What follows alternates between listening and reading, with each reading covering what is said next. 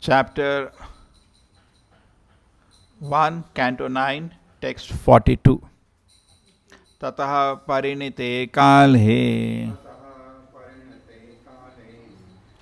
pratishthanapati prabhuhu parurava utsrijya pururavasa utsrijya Gam putraya gato vanam. Thereafter, when the time was ripe, when Sudumna, the king of the world, was sufficiently old, delivered the entire kingdom to his son Parurava and entered the forest.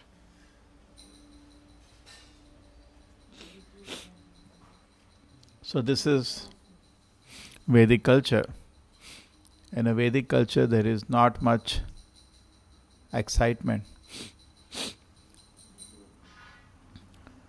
to till the end of life develop materially.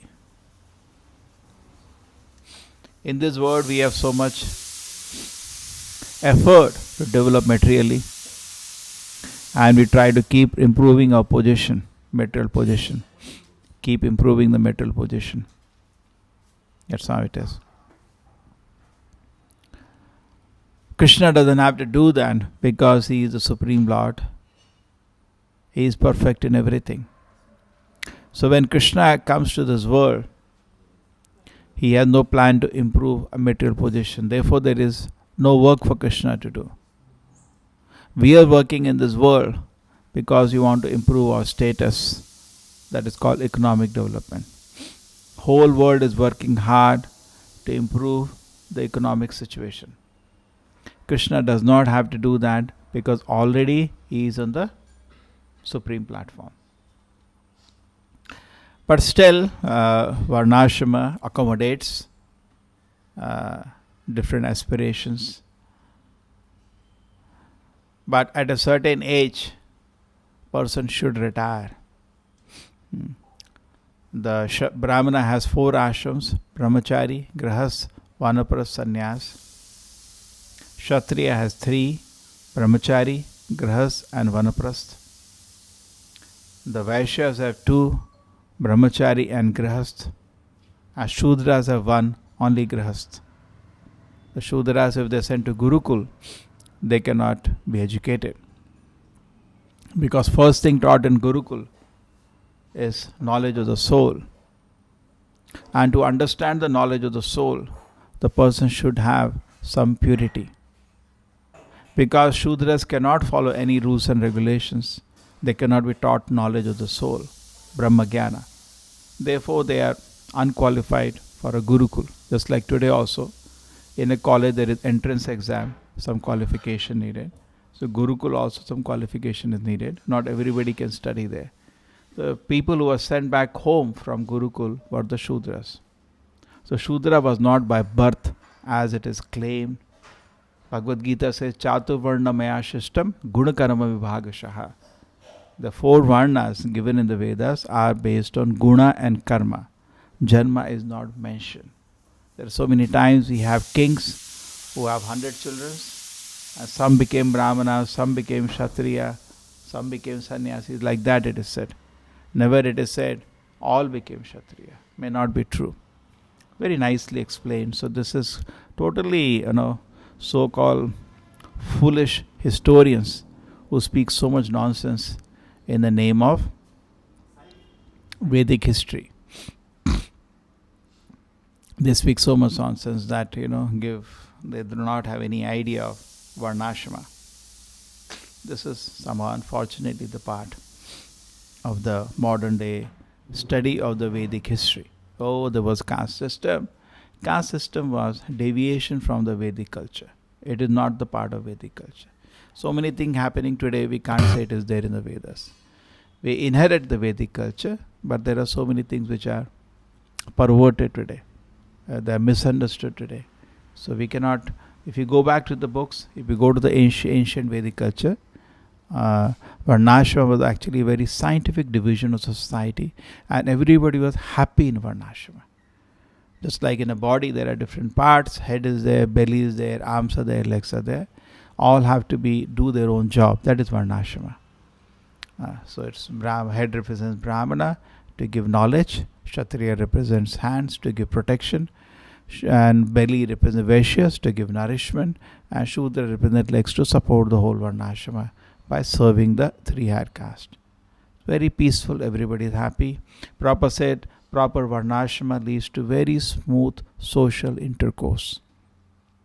So this is, so therefore we see the king was in very embarrassing position. 1 month he was male, 1 month he was female. Somehow he ruled. As such, he was a good king. People liked him, but they were little not very happy with what kind of management is this. 1 month the king is not available. He is hiding somewhere.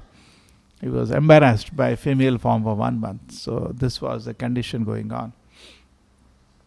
But anyway, somehow or another he did his job. And at the time, when the time came for retirement, what did he do?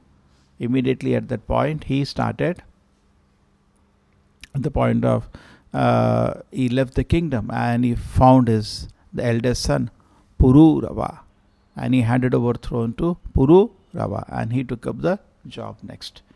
The next Pururava took up the job to rule the kingdom, and things were fine. So what lesson we derive from here? There may be difficulties so many times because of so many reasons. The person should do his duty. That's extremely important. The duty cannot be given up. Today situation is that little inconvenience, I jump from the duty. That's a modern day culture. No sense of responsibility, no sense of duty. We discussed the famous verse, Devarshi bhutat nidam pitrinam na kinkaro nayam rinicha rajan sarvatmaya sharanam gato mukunda parihite kartum. That the Vedic culture was dictated by duties. We have obligation to the devatas, we have obligation to the rishis, the other living entities, forefathers, even to animals. We have duties, friends. We are obliged to them, indebted to them. So how do I fulfill that debt? Is by life is meant for that. Just like if you have a debt, you have to clear the debt. If you are a gentleman, so I have a debt, I have to clear. But if you can take shelter of Krishna, all the debts are cleared at once. So the life was meant to be a sense of a duty and responsibility, a life of gratitude. Today it is not like that. Today it is a life of sense gratification and people fighting for rights. Vedic culture is fighting for no fight. Person is very dutiful. That's my duty. I'm supposed to do. This is a very beautiful feature. So we see that he saw that there is no other qualified king. It's a very highly qualified personality. The kings were not ordinary in Vedic time. Therefore, he had to train another extraordinary king. Kings were not ordinary. If somebody is going to rule the world, he has to be extraordinary. And even not only they were extraordinary fighting skills, they were extraordinary in their personal qualities, in their capacity to govern, manage the whole world. They were extraordinarily qualified. So today people may desire, okay, I'll be also be king. But you have to learn first. We see that even Daksha, who produced thousands of children, he wanted them to enter Grihastha life, he sent them for tapasya. So a lot of tapasya is needed, a lot of knowledge is needed, a lot of purification is needed before a person can be qualified for anything. The 3 high responsibilities in the Vedic culture, forget about the responsibility of a king. Even generally, the qualification for a Brahmana, Kshatriya, Vaishya, they had to be trained in the Gurukul. They had to be trained to do the job. Many times I know people have a business and they have a child, they just don't even educate him. Yeah, you start business. They think it doesn't need any qualification. But they forget business means he is going to handle money and is going to handle labor. Can he manage them? Can he manage these 2 resources properly without exploiting them? A Kshatriya will have so much wealth and whole kingdom at his disposal. Can he manage it? Will he be able to deliver the goods? Just like we always tell the joke, artificially we can dress like a judge or a doctor. You can do that, but can you deliver the goods? You say, I'm an engineer and I can know a lot of things. Okay, you solve one fan is not working, I don't know. We get surprised. You have to deliver the goods. तो आदमी ले सकता है कि मैं ये कर सकता हूँ, वो कर सकता हूँ, वो कर सकता हूँ, बड़ा बड़ा रिस्पॉन्सिबिलिटी ले सकता है, लेकिन एंड में उसको रिजल्ट भी देना पड़ेगा. करेक्ट. कोई जज बन गया तो जजमेंट देना पड़ेगा. करेक्ट. डॉक्टर बन गया तो इलाज करना पड़ेगा. तो सिमिलरली वर्णाश्रम बहुत अच्छा सिस्टम था. इसमें ट्रेनिंग होता था. करेक्ट.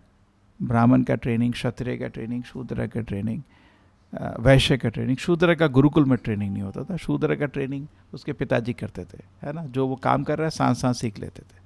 उसका गुरुकुल में ट्रेनिंग नहीं. बिकॉज गुरुकुल में सबसे महत्वपूर्ण चीज़ था इंद्रियों को वश में करना. क्यों? उसी से आदमी को ब्रह्म ज्ञान मिल सकता है. ब्रह्म ज्ञान प्राप्त करने के लिए आपको इंद्रियों को वश में करना पड़ता है. करेक्ट. ब्रह्म ज्ञान वैसे प्राप्त नहीं होता. तो this was it, this was the simple system. And आदमी का जीवन कर्तव्य से भरा हुआ था. आजकल तो आदमी का जीवन मजा करना है मेरे को, है ना. पहले आदमी के जीवन में मेरा कर्तव्य क्या है. परीक्षित महाराज मरते समय भी ये पूछे मेरा कर्तव्य क्या है. भी यही पूछा सुखदेव गोस्वामी. मैं मरने वाला हूँ. एक आदमी जो मरने वाला है उसका क्या कर्तव्य है, पूछा नहीं पूछा, है ना. तो ये एक्चुअली बहुत ही सुंदर हमारा संस्कृति है. अभी इसको नहीं समझते. और सबसे इतना जीवन में, क्योंकि डायरेक्ट आप संन्यास लेना या वानप्रस्थ आश्रम में जाना सबके लिए संभव नहीं है. तो जनरली लोग गृहस्थ आश्रम में जाते थे, उसके बाद नियम से जीवन जीते थे और शुद्ध होके फिर डायरेक्ट उसके बाद वानप्रस्थ ले रहे, है ना. हाँ. तो ये किंग सुद्युम्ना के पास एक बड़ी प्रॉब्लम थी. क्या प्रॉब्लम थी? 1 महीने वो पुरुष रहते थे, 1 महीने स्त्री. जो स्त्री रहते थे छुप के बैठे रहते थे, 1 महीने पे राज करते थे. ठीक है. तो राजा तो अच्छा कर रहे थे, लेकिन लोग थोड़ा खुश नहीं थे. ये क्या मतलब, राजा तो 1 महीने छुप बैठा रहता है, हैं, और कुछ को मालूम भी होगा 1 महीना स्त्री बन जाता है तो छुपा बैठा रहता है. तो लोग उतना खुश नहीं थे. लेकिन क्या करे, कोई उसके पास कोई और इलाज था नहीं, कोई ऐसा व्यक्ति था नहीं जो राजा बन सके. तो मैं इस पर कमेंट कर रहा था कि राजा बनना इतना आसान नहीं था, बहुत ट्रेनिंग चाहिए था. क्षत्रियों में से सर्वोत्तम क्षत्रिय को राजा सेलेक्ट करा जाता था, है ना. और वो ऐसा नहीं था कि चलो कोई भी काम कर सकता. उसके लिए बहुत रेयर होता था. राजा का काम करना बहुत, जैसे कृष्ण जी भी, अब अगर कोई ब्रह्मा का पोस्ट में भी बहुत क्वालिफिकेशन होता है. अब ये नहीं कि कोई भी ब्रह्मा बन जाता है. कभी कभी अगर कोई ब्रह्मा बनने के लायक नहीं है उस ब्रह्मांड में, तो कृष्ण ब्रह्मा का अवतार लेके आते हैं. इवन इंद्र का भी जो पोस्ट है वो भी बहुत ज़्यादा क्वालिफिकेशन चाहिए उसके लिए. अगर कोई इंद्र बनने के लायक नहीं है तो भगवान इंद्र का अवतार लेके आते हैं, है ना. ये सब शास्त्र में दिया है. तो ये मनु के लिए भी, तो ये मतलब बड़ी बड़ी पोस्ट हैं, इस पर ऑर्डनरी नहीं है. तो सिमिलरली इस दुनिया का जो राजा वो भी कोई ऑर्डनरी चीज़ नहीं था. और इतने क्वालिफाइड राजा होते थे कि पूरी पृथ्वी का राज करते थे. अभी मैं सुबह एक चीज़ डिस्कस कर रहा था कि पहले जैसे अभी कोल्ड वॉर चलता रहता है. अभी एक देश दूसरे देश से दुखी है, क्या है ये ऐसा काम कर रहा है, अरे रे रे रे, और हर दिन रोते रहो, फोर्स बनाते रहो. उतना इतना टाइम खर्चा होता है, इतना दिल जलता है. युद्ध करो ना, छुट्टी करो. जैसे कौरव पांडव का प्रॉब्लम था. पांडव लोग बात करने के, भाई तुम तो ये तो गलत कर दिया, तुमने हमारा राज्य ले लिया. ये थोड़ी कि रोते रहेंगे, टैं टैं बात करने के हैं. पहले तो वनवास था. वनवास तो चलो उनको वो क्या कहते हैं, उन्होंने धृतराष्ट्र की आज्ञा के पूर्ण बोला कि चलो आप बोलते हैं कि हमने एक्चुअली वो जुआ गलत था. वो जुए में जो डाइस थी नॉर्मल डाइस नहीं थी, तो रिग्ड मैच था. समझ रहे हैं? तो जो भी है, जुआ हारे और उसके बाद धृतराष्ट्र ने बोला तुम्हारा तो 16 साल हो गया, तो चले गए। तो वापस आए जब वो राज्य वापस लेने के लिए, या 12 साल आई थिंक, है ना, 12 साल जब वापस आए राज्य वापस लेने के लिए, तो उन्होंने बात की, भाई क्या है भाई, राज्य हमारा है, शांति के लिए डिस्कस किया। उन्होंने बोला नहीं, तो ठीक है युद्ध करेंगे, छुट्टी, युद्ध करेंगे, छुट्टी। यही नहीं अरे ये तो गलत बोलता है, टा टा टा टा, और उसको उसमें ज़्यादा मरता है आदमी। जैसे बोलते हैं स्लो डेथ जो होती है बहुत ज़्यादा खतरनाक होती है, होता ना, कोई आपको जैसे कभी कभी टॉर्चर करके लोग मारते हैं, एक हर दिन एक एक सुई घुसाते रहते हैं, नाखून खींचते रहते हैं, तरह तरह से ऐसे लोग मारते हैं। उससे अच्छा बोलते हैं झटके में मारो, है ना। तो सेम वे ये तो दोनों देश मरते रहते हैं। तो अरे अगर देखो गलत है आप बोलो भाई, मीटिंग करो, और लगता है कि वो नहीं, वो तो पूरा पागल ही है, युद्ध करो, छुट्टी करो। तो क्षत्रिय होते थे, क्षत्रिय अन्याय को सहन नहीं कर सकता, वो सो नहीं सकता अन्याय के साथ। ये कैसे क्षत्रिय आजकल के अन्याय के साथ सो जाते हैं? वो युद्ध करेगा, सॉल्व करेगा उसको। तो इसलिए पहले इसलिए समझ सकते हैं कि पहले ये सब रहता था, राजस्व यज्ञ, क्योंकि एक राजा होना चाहिए दुनिया में, 2-3 नहीं, तो फिर युद्ध चलता रहेगा। राजा बहुत हो सकते हैं लेकिन एम्परर एक होना चाहिए, तो दुनिया में शांति रहती है। नहीं, अगर 2 हो गए तो हमेशा 2 लोग बोले नहीं मेरा कंट्रोल है, मेरा कंट्रोल, युद्ध होता रहेगा। तो एम्परर होगा दुनिया का, पूरा एम्परर का, एक दुनिया का एम्परर होता था, फिर छोटे छोटे राज होते थे। ये जनरली हम हमेशा ऐसा सिस्टम देखते थे। तो जो भी है, ये जो राजा थे जो पूरे पृथ्वी को राज करते थे, ऑर्डिनरी नहीं थे, बहुत ज़्यादा क्वालिफाइड थे। प्रभु जी बोलते हैं उसको कितना लोगों से इंटरेक्ट करना है, कितना बुद्धि उसके पास होने का है। बड़े बड़े उसके संत लोग उसको डायरेक्शन दे रहे हैं, ऐसा करो, सब समझना है उसको। नहीं, वो कैसा कंट्रोल कर सकता है? अगर मूर्ख होगा तो बुद्धि तो होने का ना उसके पास। नहीं, बुद्धि नहीं होगा तो कैसे राज्य चलेगा? चल सकता है क्या? नहीं, बहुत बुद्धिमान होते थे और बहुत ही शक्तिशाली भी होते थे। आप देखिए महाभारत युद्ध, कोई भी युद्ध देखिए, कितने लोग लड़ रहे थे, बिकॉज मेन चीज़ तो ये मेन योद्धा ही लड़ रहे थे। अर्जुन कर्ण यही तो मेन लोग लड़ रहे थे, बाकी लोग तो थे उधर, द्रोणा भीष्म, यही लोग मेन लोग लड़ रहे थे। राजा बहुत ही स्पेशल, कोई लोग मजाक कर रहे थे, स्पेशल जेनेटिक इंजीनियरिंग, बहुत स्पेशल होते थे। एंड द प्रिंसिपल कि ये नहीं कि पूरा जीवन हम अपना इंद्रिय भोग में लगाएंगे। उनका जीवन बहुत धार्मिक होता था, बहुत पवित्र होता था, और एक स्टेज में 50 साल बाद वो आध्यात्मिक उसमें बहुत ही सीरियस हो जाते थे, बहुत सीरियस। ये देखिए राजा ने ऐसा नहीं कि जीवन के अंत तक, जैसे धृतराष्ट्र की तरह जीवन के अंत तक मैं आनंद करूँगा, नहीं, तपस के लिए रेडी हो गए थे। तो प्रभु जी बोलते हैं हमको जैसे एग्ज़ाम के पास जाएं सीरियस हो जाना चाहिए, तो वैसे भी जीवन के लास्ट 20 साल में आदमी को बहुत सीरियस हो जाना चाहिए। ठीक है, अपने को ध्यान से कृष्ण की तरफ कंप्लीटली सरेंडर कर जाना चाहिए। टू कंप्लीट सरेंडर करने के लिए शरणागति ही वेद का लक्ष्य है। हाँ, क्योंकि कृष्ण हमारा शरणागति के अनुसार हमारी सुरक्षा करते हैं। ठीक है, तो शरणागति पूर्ण रूप से होने के लिए हम तो 6 नियम है, 6 प्रिंसिपल्स है, आपको सबको उसे मेडिटेट करना चाहिए। कोई भी ऐसा काम नहीं करने का जो कृष्ण को पसंद नहीं है। कोई कृष्ण को कोई चीज़ पसंद है वो हमेशा करने का, और कृष्ण को अपना गाइड मानने का, उनकी सुरक्षा में जाने का, उनके समान, कृष्ण के समान हमेशा एक अपने को दास के रूप में प्रतीत होने का, और दिल में कोई इच्छा नहीं जो भगवान की इच्छा नहीं है। तो ये सब शरणागति में टाइम लगता है, और जीवन के लक्ष्य में आदमी को इसमें डेवलप होना चाहिए। तो ये डेवलप होने के लिए अगर आदमी संसार से भी उलझा रहेगा तो बहुत मुश्किल हो जाएगा। इसलिए लोग क्या करते थे, वानप्रस्थ लेते थे। वानप्रस्थ में मतलब बेसिकली आजकल तो जंगल में जाना आसान नहीं है, और जंगल है भी नहीं, ना ही हमको आ रहा ट्रेनिंग है। जिस लोग का गुरुकुल में ट्रेनिंग होता था, गुरुकुल जंगल में होते थे, उसको जंगल में रहना आता था, है ना। जंगल में वास करना आसान नहीं होता है। हम लोग गए तो थोड़ा डिस्टर्ब हो जाएंगे। वहाँ पे सांप होते हैं, जानवर होते हैं, तरह तरह के कीड़े होते हैं, हम तो उसी देख के डर जाएंगे, नहीं। और वहाँ पे आपका किचन नहीं होता, थोड़ा आपको जंगल में रहना भी अलग तरह से रहना पड़ता है। वहाँ फल पत्ती से आपको जीवन रहना पड़ता है, मुश्किल हो जाएगा थोड़ा। तो लोग सिटी के जो आराम में रहे, वहाँ आदमी पूरा ज़िंदगी वो जंगल नहीं जा पाएगा, और ना ही वो गुरुकुल में रहा है, उसको कोई ट्रेनिंग है। तो ये प्रॉब्लम नहीं है।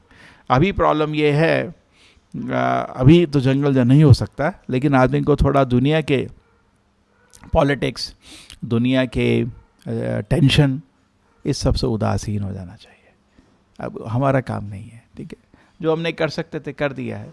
अब जैसे पुरूवर आया, अगर चिंता करना चाहता है अंत तक चिंता कर, ठीक है भाई, मेरा अब बेटा रेडी है, चलो तुम भाई राज चलाओ, बस उदासीन हो जाना, उदासीन मतलब वानप्रस्थ इस तरफ से। वो जो ऐसा नहीं है बेटा जंगल आएगा, पिताजी क्या करें, ऐसा हो गया, अब ये बताओ क्या करें, नहीं नहीं नहीं। एक बार वानप्रस्थ गया, लोग उसको टेंशन करते थे क्या? नहीं, जंगल जाके बताते थे क्या, एक राज अटैक कर दिया है और ये ऐसा कर नहीं रहा, आपका दूसरा बेटा मेरा सुनता नहीं है उसको तंग नहीं करते थे, तंग करते थे। आप खुद सोचो, भरत महाराज वानप्रस्थ चले गए, उसको इज्जत करते थे, समाज में इज्जत थी वानप्रस्थ सन्यास की, है ना। उसको जाके भाई बेटा ऐसा हो गया है, वो सुनता नहीं है, वो पता नहीं क्या कर रहा है आजकल, उसका दिमाग खराब हो गया, नहीं उसको कोई चिंता नहीं, बिकॉज क्या है, अब अपना काम करना है। जैसे प्रभुपाद जी बोलते हैं, जैसे जब फ्लाइट होता है, जब एयरक्राफ्ट हवा में जाते हैं, हर एयरक्राफ्ट को अपने ही बल पर चढ़ना पड़ता है। जब ग्राउंड में है लोग उसको मदद कर सकते हैं, लेकिन जब एक बार ही फ्लाई कर गया तो उसको अपना ही शक्ति से चलना पड़ता है, करेक्ट।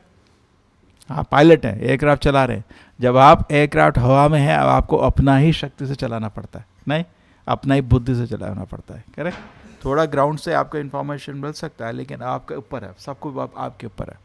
तो सिमिलरली शास्त्र, गुरु, आचार्य, इनके उपदेश तो मिलते रहते हैं, लेकिन आदमी को आध्यात्मिक जीवन खुद चलाना पड़ता है।